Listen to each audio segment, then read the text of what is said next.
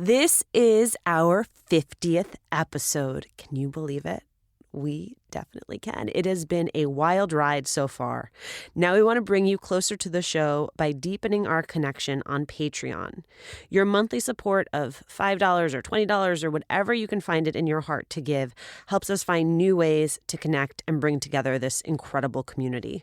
Plus, we have extra perks for Patreon members, everything from early access to the podcast to one-on-one coaching sessions with me or Juleka. Head over to patreon.com/Latina to Latina to join us today. That's patreon.com/Latina to Latina. And thank you to our friend Joaquin Guerra for being our very first Patreon supporter. My birthday twin, you're the best. Oh, I never had a conversation about me playing Latina characters because it wasn't something that was even entertained. I did not look like anybody's Latina. Hello, Latina to Latina listeners. This is our 50th episode. Thank you for supporting and lifting us up as we make this podcast for you. To celebrate this very special milestone, we spoke to a Latina who at 50 is fearless and standing firmly in her brilliance. Gina Torres has been Hollywood royalty for decades, and we have watched her play some iconic women on television. But no role allowed Gina to embody her strength, her wisdom, and her power like Jessica Pearson did on Suits for more than 5 seasons. For the first time, Gina shares why she left such a beloved show, and her reasons will make you admire and respect her even more. Lucky for us, she's returning to USA Network to star in a spinoff she helped create, Pearson, centered on that complicated powerhouse character. You're not just starring in Pearson. You were a driving force behind this. You brought the idea to the production company. You're producing the show. What did it feel like to go into a room and not just pitch yourself as the lead, but pitch the idea for a show? Well, that's exactly what I did. I didn't pitch myself as the lead. I said, I have an idea for the future of Jessica Pearson. As a character, had nothing to do with me trying to get another job. It had everything to do with, I want to tell this story. And I think that's part of what made it interesting. I think that's part of what the powers that be responded to, is this is a story that we can tell beautifully. There's a footprint for it already that exists. There's very successful DNA that we get to pull from. And it's also the opportunity to really get to know this incredibly dynamic woman who I think really piqued the interest of a great many people who watch the show. Right. Like, what makes her tick, really? By the time we get to her, she's just this flawless and possibly fantastic, powerful person. But how does she get there? What does it cost her to get there? Is she still sacrificing? Is she still dealing? Is she wrestling at all with the choices that she made along the way? I can't imagine why you'd be drawn to that. Why was being attached as a producer important for you? I wanted to make sure that the story was told properly. Yeah. In some ways, I wanted to turn back the clock and fix some things that weren't addressed as Jessica was sort of being trotted out into the world, that were important to me as a woman, because I wanted this version of her to be fully realized. And I didn't need it to be pretty. I didn't need it to be perfect. In fact, I didn't want her to win all the time. I wanted her to fall. I wanted her to engage and fight for her life in a way that we never got to see before. And when you get to be 50, your priorities change and how you see the world changes. And you are looking back as much as you're looking forward. And that's real. When did you know you wanted to act? Oh, I just don't ever remember wanting to do anything else. Yeah. I pretended, thought, knew I had other interests. But when I pictured myself, when I sort of projected me forward into a kind of a life. It was always acting. It was always on stage. And did going to LaGuardia make that more real? Yeah. LaGuardia let me know. New York schools, in terms of just the sheer population of them, and this was a while now. But our class size back then was like 40. Right. So I'm in a school that has, thousands of kids in it who are gifted. And so to be able to distinguish yourself in some way. And so you're also seeing like what's the competition and who really wants it and who's going to pursue it, as opposed to somebody who's just gifted and they just happen to have landed here, who has the stomach for it. It was sort of a microcosm of what was ahead. And I remember having a teacher who said, if somebody sits down and tells you every single horror story that could happen and that you're insane and you still want to do it, then you probably should. 5.5 seasons of Suits. Do you feel like you're basically an attorney at this point? No, I don't retain any of that. That's like algebra. I know, I feel the same way. I'm like, I took the LSAT. I don't know. Does that can't count help for you with that. anything? No, can't help you with that.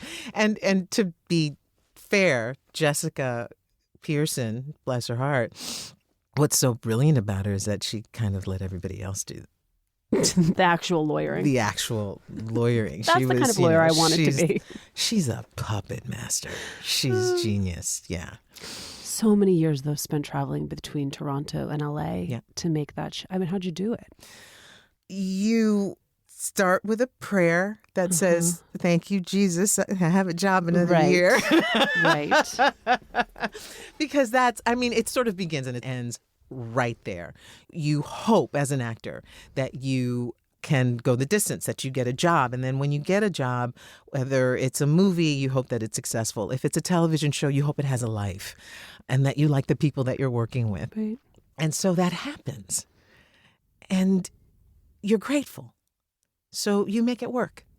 There's nothing about having done that show that I regret a single moment of. It's given me so much. It reinforced a work ethic that I had and really tested it. Television is brutal.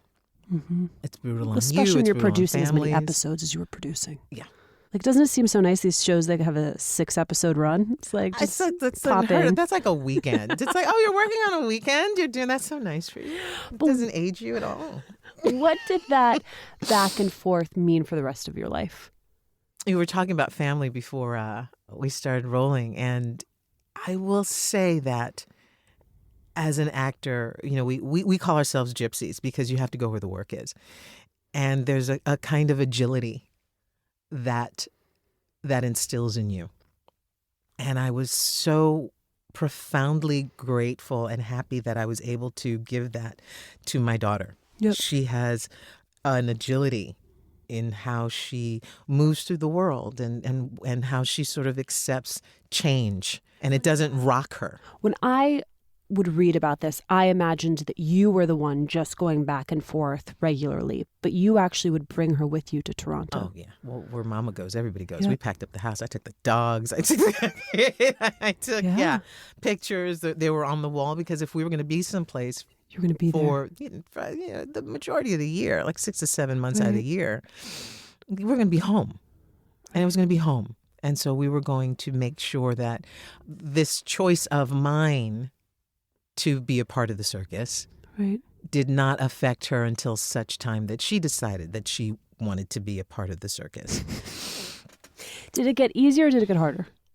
It got, it didn't get easier. How's that? It didn't get easier. Did it get harder? It got harder towards the end because my dad was really sick. And you took care of both your parents. I took care of my mom. My mom's been gone for a while now, but yeah, my mom, I lost my mom in 1997. And then your dad? And then my dad 2 years ago. So I knew that I needed to be close.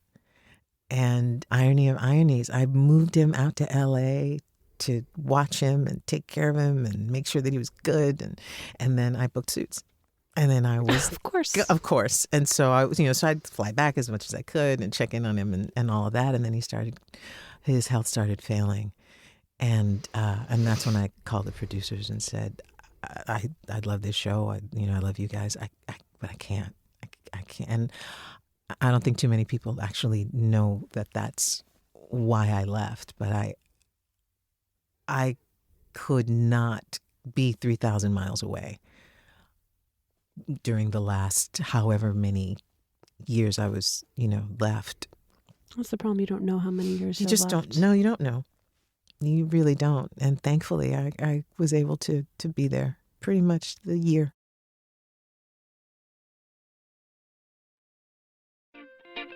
We want to tell you about a podcast we think you'll like, Ted and Espanol. In each episode, thought leaders from across the Spanish-speaking world take the TED or TEDx stage to explore the big ideas and questions of our time, like what is the connection between math and love? Can we apply the rules from the games of chess to winning in our lives? Or can entrepreneurs lead us to improving education and health for the entire world? The weekly podcast features talks exclusively in Spanish and is hosted by the curator of TED en Espanol, Jerry Gerbolski. Find it on Apple Podcasts, Spotify, or wherever you listen. TED en Espanol, ideas en nuestro idioma. Gina, you were born in New York, raised in Washington Heights in the Bronx, and I feel like Bronx women are everywhere right now. AOC is running laps around Congress. Cardi B is so hot, she just broke a rodeo attendance record. Closer to home are EP Juleka. She's Dominican. She was raised in the Bronx. And whenever she prefaces something with, look, I grew up in the Bronx, I know that whatever is going to come after is gold. Yes. How does growing up in the Bronx still shape you? There's no way that you can enter a room such as a pre-Emmy event or the White House or your dressing room backstage at a Broadway theater and not understand the journey that it takes to get to where you are. It just makes up the fabric of your being. Right.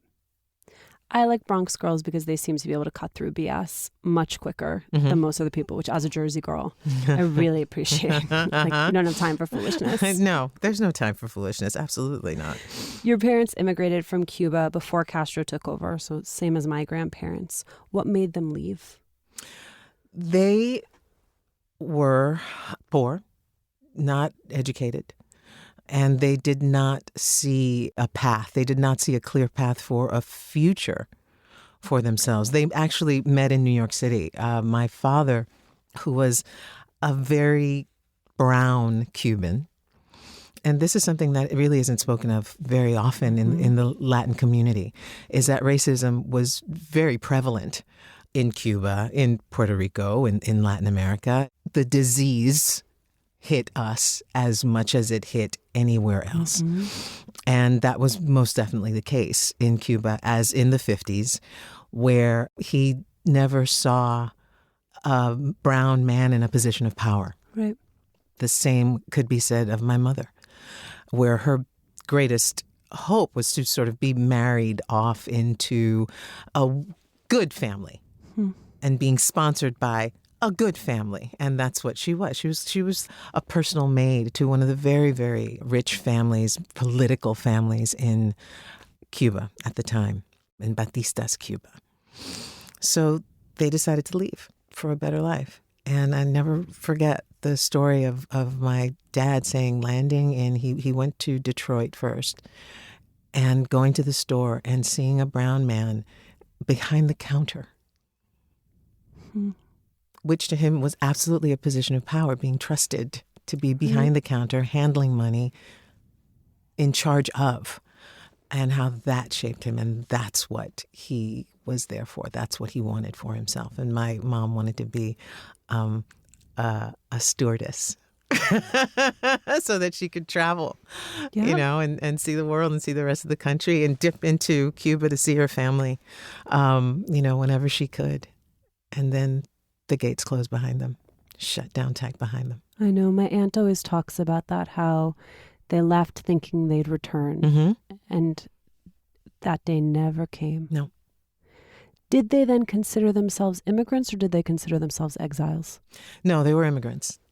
They considered themselves immigrants, absolutely, because they came of their own volition. They had a dream and then a plan, and they created a family. And my father got his citizenship right away.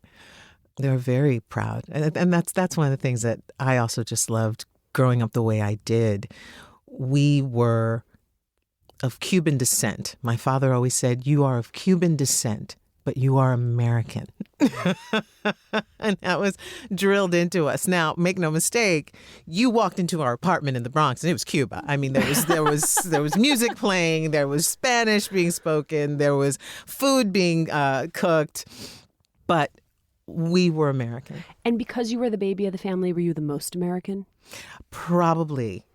Yes. And the fact that my sister lives in the UK and my brother lives in Switzerland, I would say that I could say with a great deal of authority that yes, I'm probably the most American.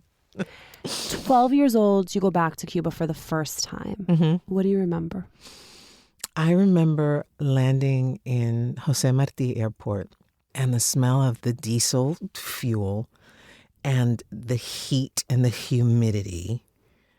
And it was dark. It was nighttime. And we got in the car and went to my grandmother's house. And it was the first time my mother had seen my grandmother in 22 years. Gosh. And she saw her, and I just saw heaving. And there weren't a lot of words. There was just tears and heaving. And she just kneeled beside her and grabbed her hand and kissed her hands and kissed her face. And I'm saying this, these people are strangers to me. I mean, I saw them in pictures and maybe rarely heard a voice on the phone. But it was just for a week. And that entire week, I never saw my mother leave my grandmother's side. Of course. Sorry, now that I'm a mom, can you remember 22 years? 22 years. And it was all of that. And I was like, I'm in Cuba. And they were all so amazed that I spoke English and that they could communicate with me. And they were so full of questions. And I finally, I felt like I belonged somewhere. Right. It was my family. I was growing up next to kids that got to go to Puerto Rico for the summer or, Jamaica or wherever it was, or there was a family reunion in Virginia, or I had none of that. So to be in Cuba with my cousin and she looks like me, mm-hmm. and my uncle who looks like my dad, and these people who it's just this. It's the first time I understood unconditional love. It's like, you belong to us. Come here. I was like, okay. The toilets don't flush, but this is really cool. It's the best feeling ever. Yeah. Have you gone back since? I went back. It's funny because I went back every 4 years. For a couple of years. And the first time we went back, I think the U.S. had boycotted the Olympics, but I got to see them because I was there. And then fancy. 4 years later, they boycotted the Olympics. I didn't get to see anything. I think the last time I went, I was 22. So you haven't been back since Obama opened things up? No. Yeah. Just timing. Yep. I've been a little busy. You've been busy in Canada. I've been a little busy. So then you go on to play Justine Diaz in a Shondaland show, The Catch. What was it like to be a part of Shondaland? Fantastic. It was. First of all, it's shot in L.A., so it was a gift from God. Yeah. And then I get to play with Mireille Enos and Peter Krause and like this incredible cast, one more lovely than the next. And in light of everything that was going on in my personal life, it was just sunshine. everybody cared about the work. They cared about landing those moments, but also like getting home to their families. I was working with grown-ups, and they were incredibly supportive, and they knew about my dad, and they supported that. And it was great. It was great to play this sort of irreverent cop detective. All sides of the law for Gina Torres. Absolutely. Prior to The Catch, you had been on ABC's radar for a long time. You were cast as the lead in an ABC pilot, The Death of Eva Sofia Valdez. Mm-hmm. It is one of a handful of roles where you've played an identifiable Latina character. Mm-hmm. What was the first conversation you ever had in Hollywood about you playing Latina characters? Oh, I never had a conversation about me playing Latina characters because it wasn't something that was even entertained. I did not look like anybody's Latina. And it's so funny. I posted something the other day on Instagram. I was working out on a trampoline and I had a Mark Anthony song playing in the background. I was singing along to Vivir.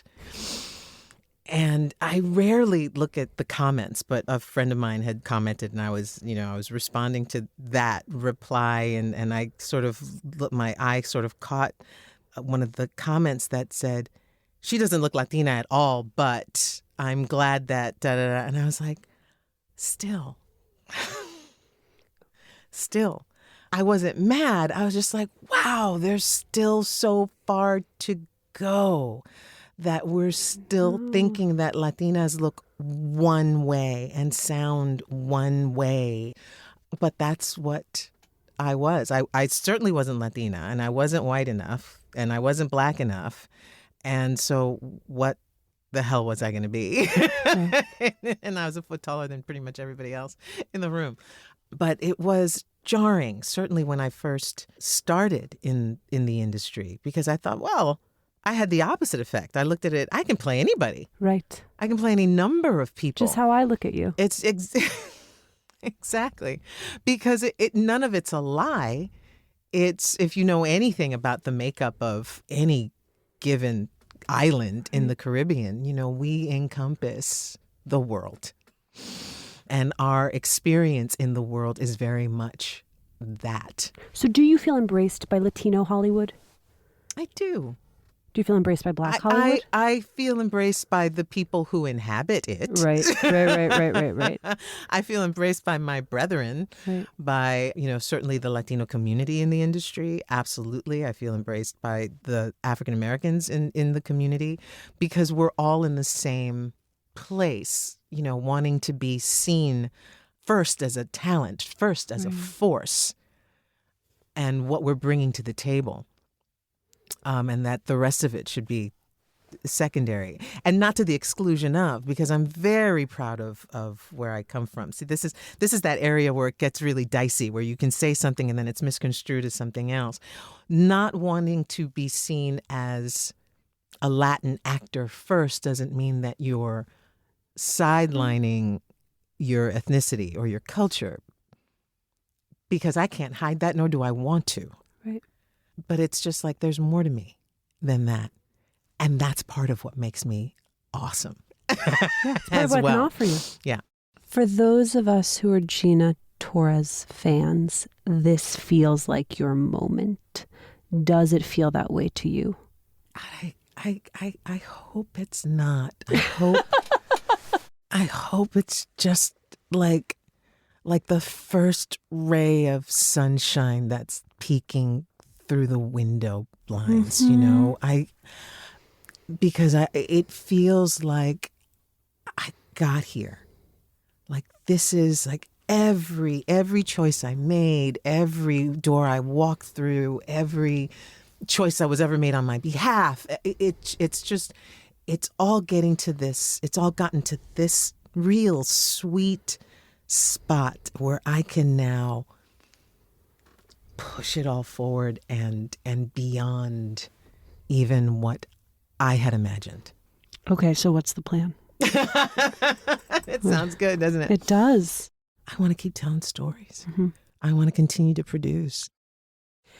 You said something in a New York Times article that I want needle pointed onto a pillow, which is, this is good. Like, I hope you wrote this down, which is, life is about choices. and the grace or lack thereof with which you execute them is a make or break moment in anyone's life. I said that? It's good, right? Wow, that's good. Yeah. Can you tell me about a time when you lacked or summoned that grace? Ooh. Somebody just reminded me of one. I was 24 and had auditioned for a Broadway show, and they kept bringing me back and bringing me back, and then didn't hire me, hired a name, and then brought me in to be the understudy. And the name was fired. Amazing. But I didn't get the job. And for 2 weeks, I rehearsed with the cast. I was like a set piece. I rehearsed with the cast while they auditioned every single actress in New York City to take that part. And I showed up for work every day. And I made choices. I was in the play. I was a great scene partner with the other actors that I was working with. And this was a Broadway show with a multi-Tony Award winning director. And it broke my heart every day at lunchtime when I'd see my friends auditioning for the part. And I remember one day I went to the casting director and I said, you haven't seen so-and-so yet, and she's so good, and you should give her a shot. And she looked at me and she said, Gina, how? I said, if it's not mine, Right. it should go to someone, that you believe in. At the end of all of that, I got the job. That's satisfying or unsatisfying? I don't know. It was incredibly satisfying because here's the thing. There are so many intangibles when you're walking through life. And I said this to somebody one day. It's like you can plan and plan and plan and plan and plan and plan, because we know those people that they just, they plan within an inch of their lives.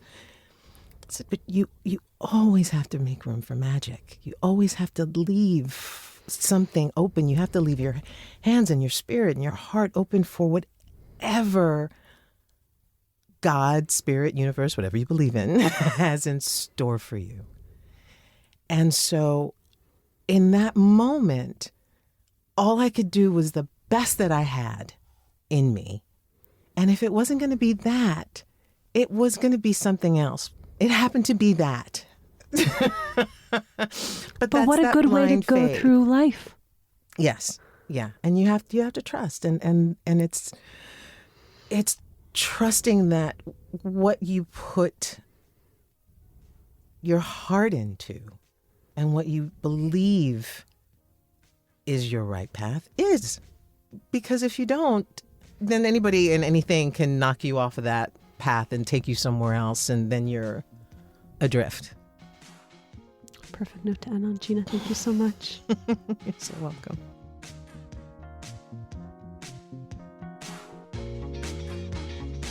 Thanks, as always, for joining us. Latina to Latina is executive produced and owned by Juleka Lantigua Williams and me. Maria Muriel is our sound designer. Carolina Rodriguez is our sound engineer. Emma Forbes is the show's intern.